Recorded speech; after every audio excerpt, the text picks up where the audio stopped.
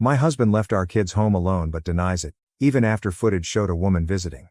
He still refuses to admit the truth. My husband is 43 and I'm 31.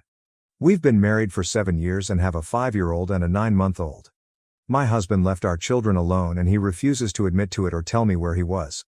I'm furious, enraged, and my husband keeps telling me I'm making a big deal about nothing. This just happened this weekend. I am on the board of directors for a local non-profit organization. I had to attend an event for that organization this past Saturday, and I was gone for most of the day. My husband was supposed to be home with our kids. I texted him a few times and he responded. When I called around midday he didn't respond, but that's not very unusual. Shortly after that, I got a call from my mom. She said my son had just called her and when she asked him what he and his sister were doing, he said they were both watching TV. When she asked where their dad was, he said his dad wasn't there. My mom asked him several other questions and from my son's responses she believed he was telling the truth and that my husband wasn't there and that there was no adult there at all. She said he didn't seem scared to be alone or worried about where his dad was at. He just called her to chat. He has a tablet designed for children, with pre-programmed contacts that he can call. It's only a few people, just family members. I left the event immediately and began texting and calling my husband repeatedly. He didn't respond to my first several attempts. It took him about 10 minutes, I was halfway home at that point, to respond. I was so confused, so worried, really mad, and I asked him where he was. He said he was at home. I told him our son had just told his grandmother that he was home alone with his baby sister watching TV about 15 minutes ago. My husband denied it and I told him I was too upset to talk and drive. When I got home, I checked on the kids right away and they were both fine. I asked my husband again, where was he? He said he was home the entire time. He didn't know what our son was talking about but he must have just been confused since he had gone to the basement to do some laundry. I ran down to the basement. It was the same load of laundry I'd thrown in the dryer the night before.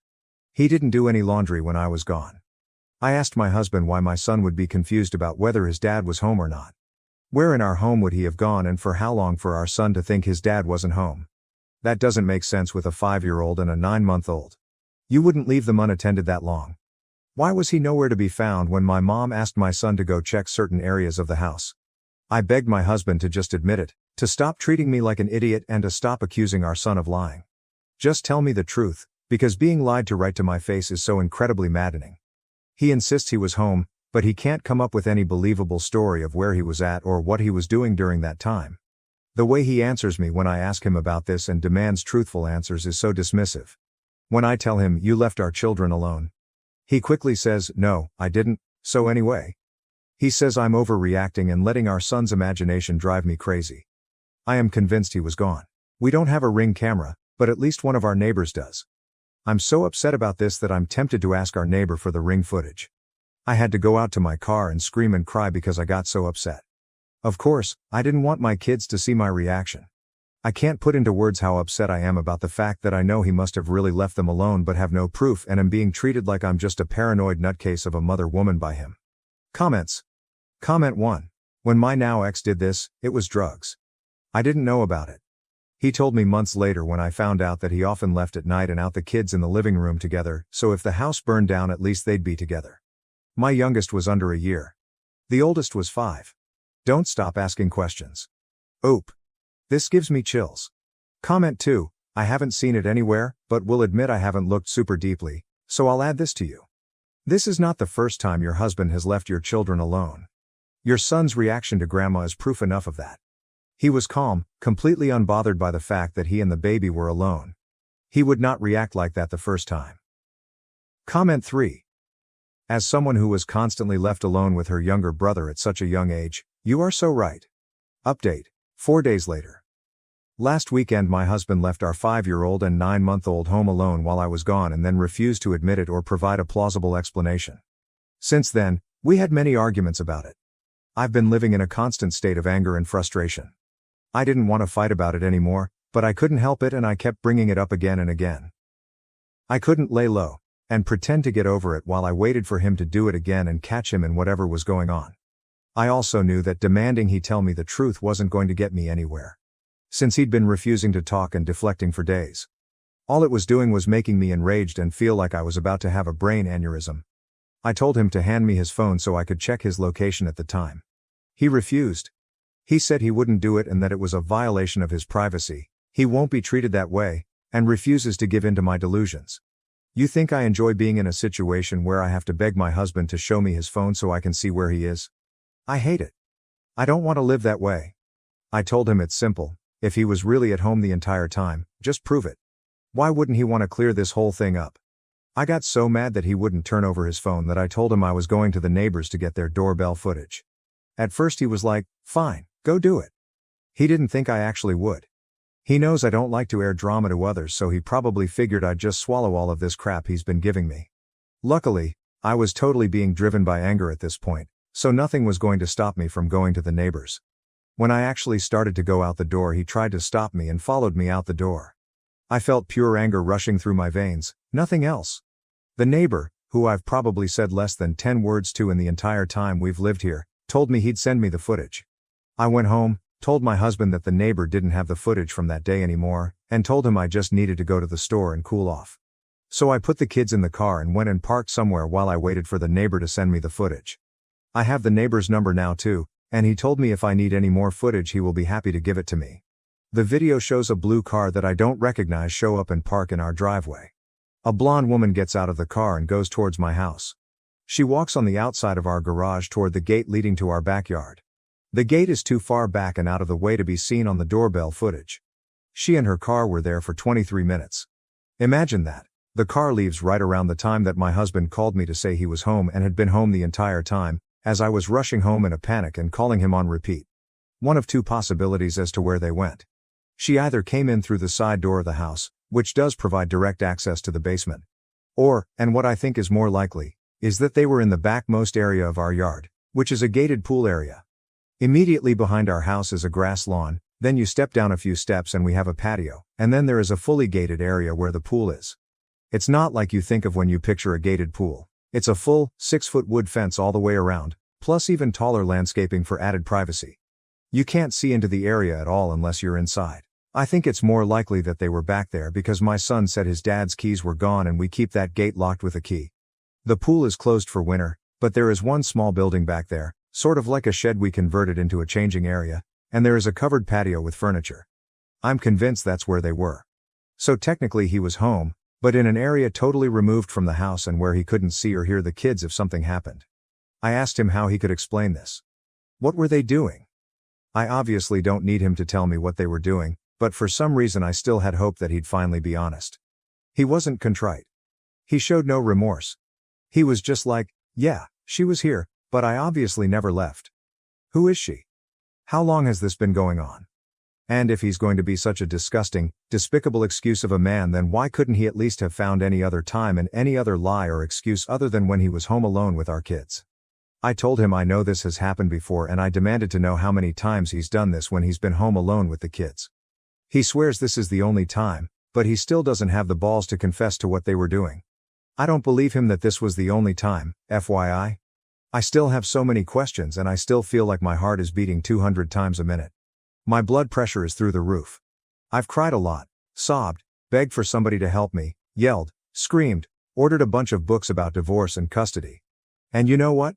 The next day after our multiple explosive fights, him putting his hands on me, and me seeing the evidence, he acted like everything was totally normal and like none of that stuff ever happened. I woke up still seething, exhausted, broken, and he's acting like everything is totally normal. He said he was ordering breakfast to be delivered from our favorite breakfast place. He asked if I wanted to go to the store together later and try this new recipe for chili tonight. What? Why would I want to do any of these things with you now? Absolutely no acknowledgement of anything he's done or what's transpired between us in the past few days. He deserved an Oscar for how well he was able to act like none of that happened, completely comfortable and non-fazed. I know that it's a waste of my energy, but I just desperately want him to admit the full truth of what he did that day and any other day with this woman. I want to hear it from him. It won't change whatever he's done, but he could at least have the respect and decency to be honest now that he's been caught. That's a ridiculous thought though, right? How foolish of me to expect this man to show decency and honesty now. If he was a decent and honest man, then he wouldn't have had a strange woman over to our house and been out of sight from our kids for 23 minutes. His continued denial and refusal to admit to anything other than the bare minimum, his attitude like I'm somehow being controlling or infringing on his rights by asking for information. That's almost more hurtful than him cheating on me. Comments. Comment 1. OP, he has not been honest and won't be honest. Even if he is, what would that give you? Could you even believe it? OP, you know what he was doing. You don't need him to spell it out for you. Put yourself and your children first. OP. At the end of the day, him admitting to what he's done wouldn't really change anything. It certainly won't change anything he's done. It won't make it better. And I probably still wouldn't believe I was getting the full truth. Yet, I can't stop seething over the fact that he's refusing to give me any info. Comment 2. Because he is hoping that if he doesn't admit to it, there is a chance you will stay with him. He cheated. He endangered your children. He is selfish. Comment 3. I'm so sorry you're going through this. Unfortunately, you won't get anything for him. If I were you, I'd channel that anger into a plan to take your kids and leave. He will never say he left his kids in a dangerous situation to cheat on you. You know it's what happened, he knows it's what's happened. And it will continue, make no mistake. Now to the next story, story 2. Am I the asshole for getting a co-worker fired after she repeatedly mocked me for my breast implants, unaware that I got them due to cancerous cells? Original post. I'm 28 and when I was 24 mom died of breast cancer, after both of my nanas also died of it. I got some tests done and found that I did have some potentially cancerous cells in my breast tissue, and the doctor said I could either wait and see if they did turn harmful or I could get ahead of it and get a double mastectomy. I got a double mastectomy. I was warned about scarring but not the extent of it and wound up with scars an inch long and half an inch wide on my chest, and I hated the way it looked. It got to the stage where it was having a serious impact on my mental health. I felt sick seeing myself, and I wouldn't leave my flat. I went to a therapist, who did some CBT with me before she suggested seeing a plastic surgeon about scar reduction. The plastic surgeon said the scars could be hidden with implants. I was naturally big, an F-cup, before the mastectomy, so I opted to go with slightly smaller but still fairly large DD-sized implants. They hid the scars pretty well and I'm happy with them. My mental health improved and I felt comfortable in my own skin again. A few months ago I was at work having lunch with this friend of mine and we were planning a holiday. She made a joke about my boobs exploding on the plane. The friend knew me before the surgery and I knew she wasn't being mean, so I laughed. A coworker, Jill, overheard and, not knowing about the cancer thing, told everyone that I'd had a boob job. She hated me from then on out, and she made a bunch of jokes to other coworkers, calling me fake in 2 ways, and more plastic than Barbie, all when I was in earshot. I've asked her to stop more than once. We were all having lunch today, me, Jill, and a few others, and a coworker, Bob, was talking about his daughter wanting to marry this guy who has nothing going for him. And I said that Bob was being a little shallow. Jill replied, "Well, you'd know all about being shallow," gesturing at my chest. I'd had enough and said, "Do you know why I have these? A few years ago the doctors found potentially cancerous cells in my breast tissue. I was advised to get a double mastectomy by a doctor and was left with huge ugly scars on my chest. I went to see a therapist and cosmetic surgeon, who advised me to get implants to hide the scars, and I did just so I could look at myself in the mirror without crying. So maybe next time you want to judge someone for having cosmetic surgery, you should ask them why they had it first." And feeling like that was a mic drop moment, I picked up my food and left. Someone from the lunchroom came to talk to me, saying Jill was just joking. I was being oversensitive and a bitch about it when Jill didn't know about the cancerous cells. I replied that maybe Jill shouldn't have been a bitch to begin with. It's the end of the day now and half the office seems to side with Jill and the other half with me. Relevant comments. Comment 1. NTA, Jill shouldn't be commenting on her coworkers' bodies. This could easily be seen as sexual harassment. Edit. OP, please mention to HR that you repeatedly asked Jill to stop commenting on your body and she refused. I don't see this ending well for Jill since she continuously commented on your body and pushed you to the point of feeling uncomfortable in the workplace. OP, I don't have any record of it. I only ever spoke to her about stopping in private. The 4 times I asked were in the lift, twice, the stairwell and the women's bathroom, all places without cameras, so the only person who can confirm I asked her is Jill herself. I can prove she's been making comments about my body by asking any coworker she spoke to, but can't prove I asked her to stop. Edit. HR want to see me about creating a hostile work environment, so looks like someone reported either me or Jill or both. Update. HR wants to see me tomorrow, so I'll update after work. If they're dealing with it quickly, though, it can't be good. Update 2. Some coworkers have offered to write me letters of support for HR tomorrow, basically saying that they've seen Jill harass me completely with rough dates and times. Relevant comments. Who filed the HR complaint? Oop. Wouldn't be surprised if it turned out Jill was the one who reported me. She has a friend in HR. Would it count as sexual harassment? Commenter. She has a friend in HR. If the note is from that friend, or the meeting is with that friend, I would try to go over her head as fast as possible. Perhaps initiating a counterclaim, not sure if that is the right term. You may want to ask over at /r/legal advice or r/legal advice UK if you are in the UK as someone else guessed. OOP? I am in the UK. The email is from Jill's friend. So, it looks like the friend will be overseeing the complaint, but there's something in my contract that basically says if HR ever gets involved I have the right to an unbiased overseer and can request a different one if I can prove the current one is biased. So if it is this woman and I can show she and Jill are friends, then I might be able to fix it or go above her head. Editor's note. Edited out a rehash of the AITA post. For the rest of the day I had about 1/3 of my office come up to me and offer support, and the rest tell me that Jill was just joking around and I was being a bitch. I replied that Jill was being a bitch long before I was. I then got an email from HR saying they wanted to talk to me the following day, and when I called for clarification they mentioned a hostile work environment. Note, this is apparently an American term and holds little weight in England, but it's what was said over the phone.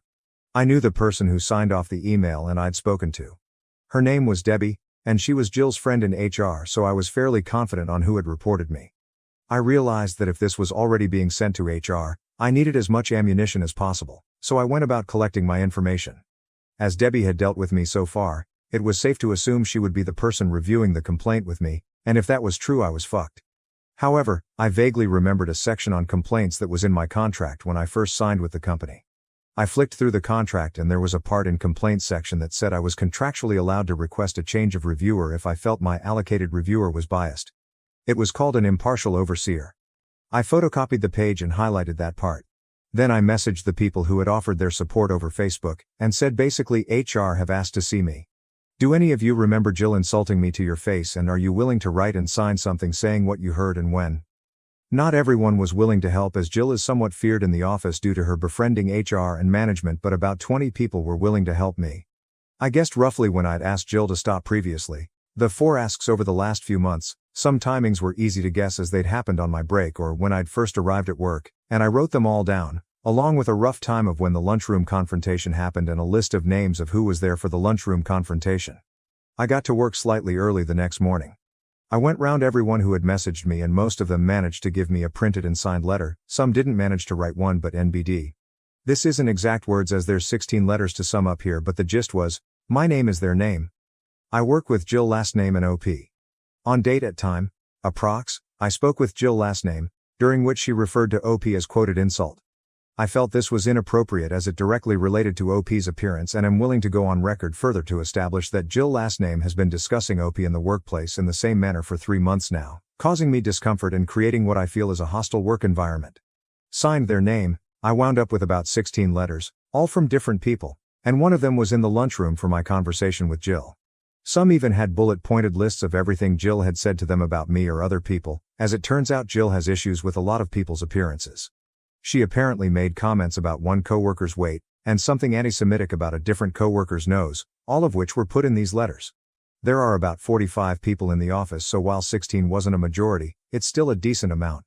The letters weren't hugely long, most were only a paragraph, but they had all the necessary information. I was asked to come to HR at 10 a.m.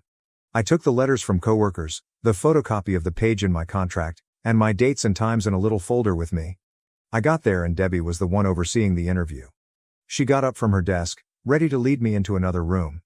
I immediately turned to the other HR worker that was currently there and said, "So is my meeting with you then?" Debbie said, "No, you're with me." I replied that this wouldn't sit well with me, as my contract states I have a right to an impartial overseer. And as I said this, I took the contract page out of my folder. Debbie read it. I wouldn't let her take the paper when there was a shredder so close by, and said she could be impartial. I replied that I really didn't mean to be a pain, but I had it on good authority that the person on the other end of this complaint is her friend, and my contract does say I'm allowed an impartial overseer. Debbie stomped off to get supervisor. Supervisor asks how I know she can't be impartial, and I tell him that I have it on good authority that Jill, who is on the other end of this complaint, is a close friend of Debbie. He asked Debbie if this was true, to which she only replied, "I can be impartial." Supervisor took a deep breath, asked the other HR rep to come with him, and the 4 of us all went to review the complaint. I thanked them for being so accommodating. I was worried I'd annoyed them. Debbie took out the complaint and all three of them went through it with me. Debbie looked homicidal the whole time the interview was happening, as she had clearly anticipated firing me, or at least recommending me being fired. The interview went something like this. It took over half an hour and they kept asking me the same questions but phrased different ways, so this is a really drastically condensed version. Q. You said outside that you think Jill last name reported you. Why is this? A. Jill has had an issue with me for about 3 months now. Q. Why didn't you come to us when you realized Jill had an issue? A. I had no issue with her. Q. What issue does Jill have with you? A. 4 years ago a specialist identified potentially cancerous cells in my breast tissue. I had surgery to remove my breast tissue, thereby removing the cells and the risk. After the surgery I was left with large scars on my chest. I went to a therapist for low self-esteem and depression. The therapist suggested a plastic surgeon who suggested breast implants to cover my scars. All of this is in my medical history, which you have a copy of in my file and my full permission to review. Jill found out about my breast implants but didn't know about the cancer. Jill had a problem with my breast implants, and decided to communicate this problem to our coworkers. Q. Why do you feel this is true? A. Here's 16 signed statements all from different coworkers, all testifying that Jill told the entire office I'd had breast implants on the day she found out and has since made comments about these implants frequently. They have quotes of what Jill said to them about it and rough dates and times. Q. Rough dates and times? A. No one knew this would be escalated to such an extent, so no one really took notes as and when it happened. Q. What event or events do you think directly led to this complaint of harassment? A. For me, harassment began when Jill told everyone about my breast implants without my consent, but as to the complaint placed against me, it would probably be what happened at about time yesterday in the lunchroom. Jill made a comment about me being shallow while gesturing to my breasts, and I replied by giving her an abridged version of my relevant medical history and ending with a comment about the importance of getting the full story. There are cameras in the lunchroom, so I'm sure you'll be able to find that conversation. I'll admit I could have handled the situation better, but after 3 months I felt I had to put my foot down. Here's a list of names of people who were also present. There were 6 people at the table, including myself and Jill. One of these people is also in those letters, and has written their account of the conversation and signed it. Q. Had you had a conversation with Jill prior to this regarding her comments about you? A. Several, spaced out over the last 3 months. Each time I communicated to her that I felt uncomfortable and upset with these comments she was making and would appreciate it if she were to stop. Q. To your knowledge, was Jill made aware of your former cancer at any point in this time? A. Number. It wasn't mentioned in the conversation with my friend she overheard, and I didn't tell her because frankly it's none of her business, and I did not feel the need to detail my medical history to a coworker in order to avoid further sexual harassment.